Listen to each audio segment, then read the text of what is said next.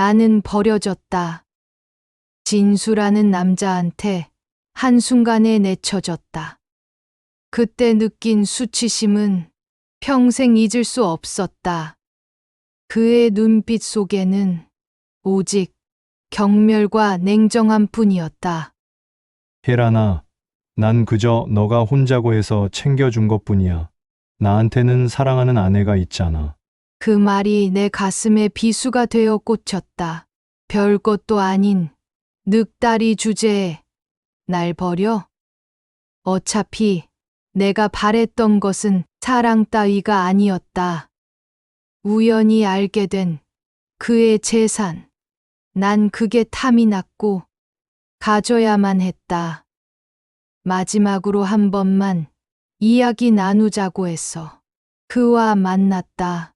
술을 몸에 뿌리고 몸가짐을 흐트러뜨리고 가장 불쌍한 표정을 지으며 떠나자고, 같이 떠나지 못할 바엔 죽어버리겠다고 울며 매달렸다. 하지만 그는 단호했다. 그에게 매달린 나의 몸뚱이가 매몰차게 내쳐졌다. 그날 밤 다짐했다. 그래, 내 인생 망가뜨렸으니 네 인생도 끝장내줄게. 유흥업소에서 일할 때 알던 이에게 돈을 쥐어주고 진수 오빠를 다치게 해달라고 했다. 그는 머리를 심하게 다쳐 기억을 잃었다. 사랑한다던 마누라를 못 알아보고 나를 반갑게 맞는 그 모습을 보며 통쾌했다. 이게 기회였다. 그의 옆에서 그의 돈을 꿰찰 수 있는 유일하고도 마지막 기회. 놓칠 수 없다. 하지만 그것도 잠시 영숙이라는 늙은 여자가 옆에서 끝까지 그를 지켜주더라. 그 와중에 내가 돈 때문에 접근했다는 걸 들통나버렸다. 나는 더 이상 그 집에 발붙일 수 없었고, 동네에서도 돈 밝히는 악녀라 손가락질 당하며 쫓겨났다. 내가 진수 씨 돈만 노렸다고 수군거렸다. 맞다. 이 나이에 무슨 사랑이야. 난 돈이면 돼. 내가 여기서 무너질 것 같아? 나는 더 치밀한 복수를 준비했다. 진수가 아닌 그의 가장 소중한 것을 무너뜨리는 계획. 바로 아들 민호였다. 40살의 멀쩡한 남자를 환갑이 넘은 내가 어떻게 무너뜨릴 수 있을까? 방법은 있었다. 세상에서 가장 더러운 방법으로 말이다. 나이 차이? 상관없다. 오히려 그게 더 치명적인 무기가 될 수 있다. 나는 거울 속 내 모습을 바라봤다. 주름진 얼굴이지만 아직도 남자들의 시선을 끄는 묘한 매력이 있었다. 특히 불만 많은 기혼남들에게는 더욱 그랬다. 몇 달 후, 나는 민혼의 맞은편 집으로 들어갔다.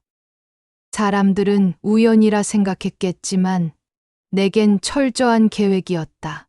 부동산에서 일하는 지인을 통해 그 집이 비어 있다는 정보를 미리 파악했고 전세금도 미리 준비해뒀다. 하루 종일 현관 앞을 지키며 민호의 출근, 퇴근길을 관찰했다. 아침 8시 30분에 나가서 저녁 7시에 돌아오는 규칙적인 생활. 주말엔 집에서 혼자 맥주를 마시며 야구 중계를 보는 것이 유일한 취미. 아내는 주말마다 나가고 아이는 학원에 맡겨두니 민호는 늘 혼자였다. 다정한 이웃, 엄마 같은 얼굴로 접근했다. 어머, 안녕하세요. 맞은편으로 이사 온 김예란이에요. 첫 만남에서 나는 일부러 무거운 짐을 들고 나왔다. 예상대로 민호가 도와줬다. 아주머니 무거우시겠어요. 제가 들어드릴게요.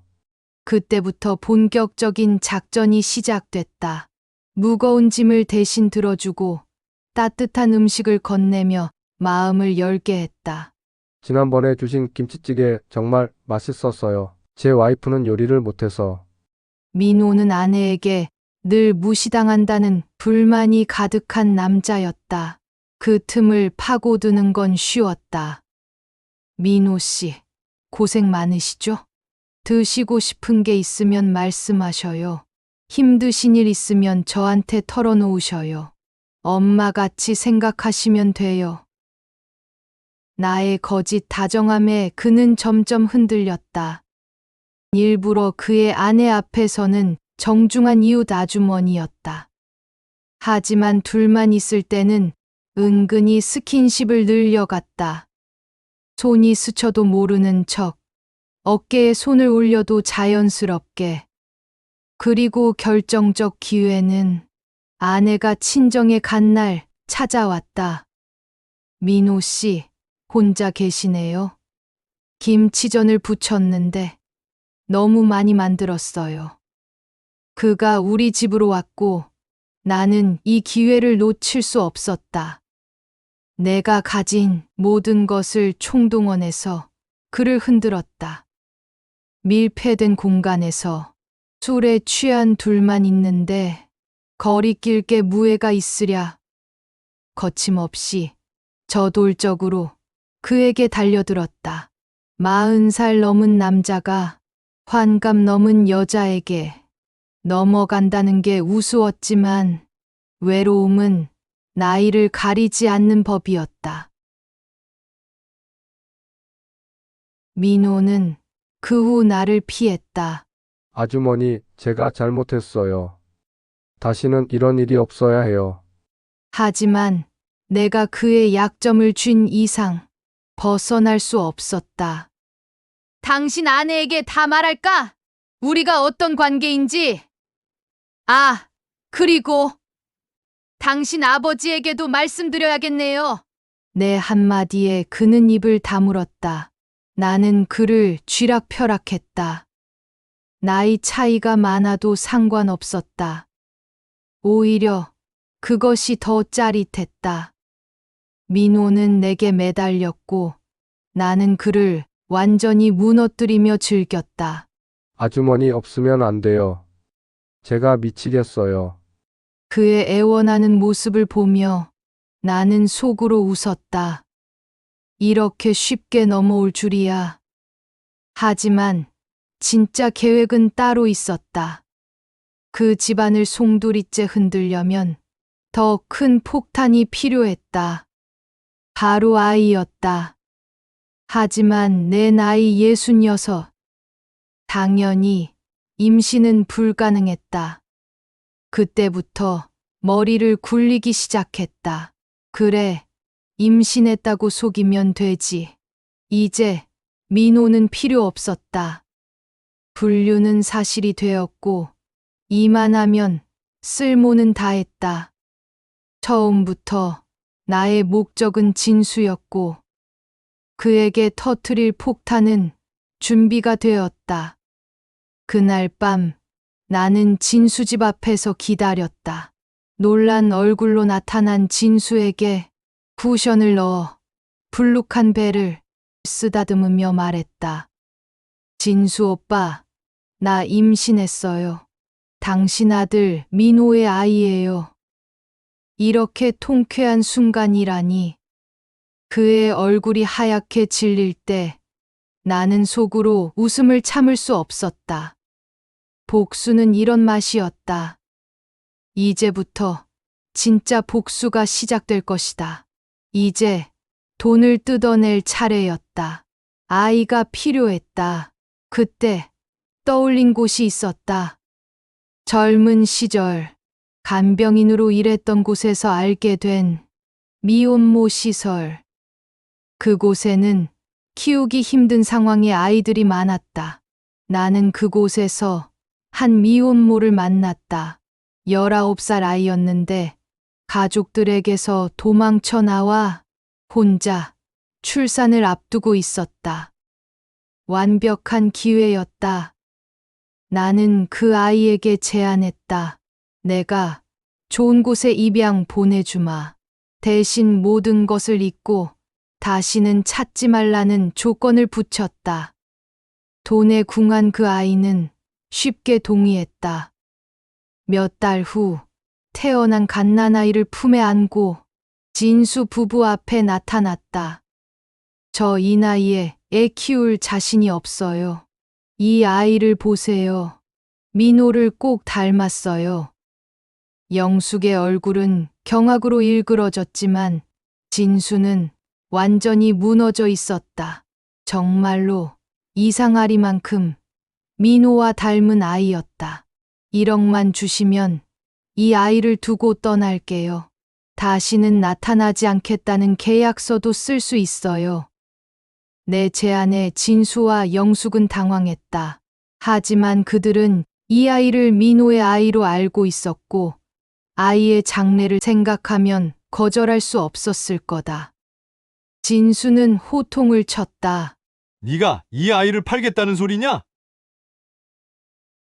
옆에 조용히 있던 영숙이 1억을 주겠단다. 나는 승리의 미소를 지었다.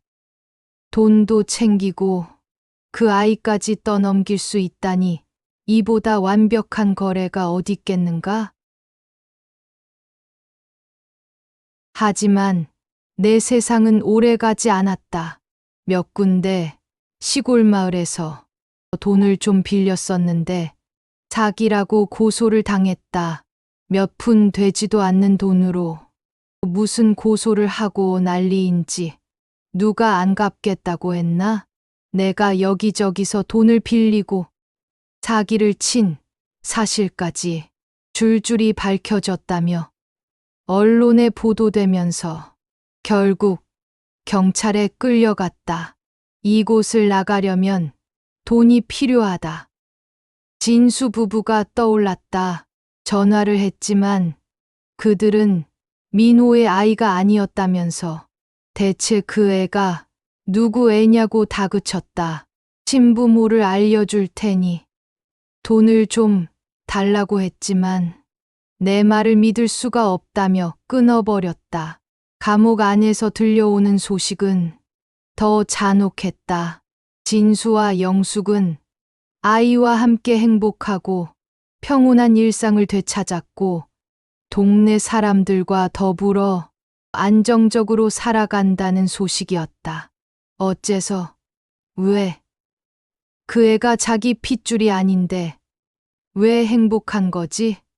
이해할 수가 없었다. 다 늙은 노인네 둘이서 어린애 키우는 게 보통 일이 아닐 텐데 대체 왜래? 나만 추악한 결말을 맞은 것이었다. 거울 속 내 모습은 완전히 초라한 늙은 여자였다. 주름은 더 깊어졌고 눈빛은 더 이상 예전의 도끼를 잃었다. 그래, 결국 악녀의 끝은 지옥뿐이었다. 하지만 정말 이대로 끝일까? 3년 후 출소하게 되면 나는 또 다른 복수를 계획할지도 모른다. 한 번 맛본 복수의 달콤함을 과연 완전히 포기할 수 있을까? 철창 너머로 보이는 하늘을 바라보며 나는 다시 한번 다짐했다. 이번엔 더 치밀하게, 더 완벽하게,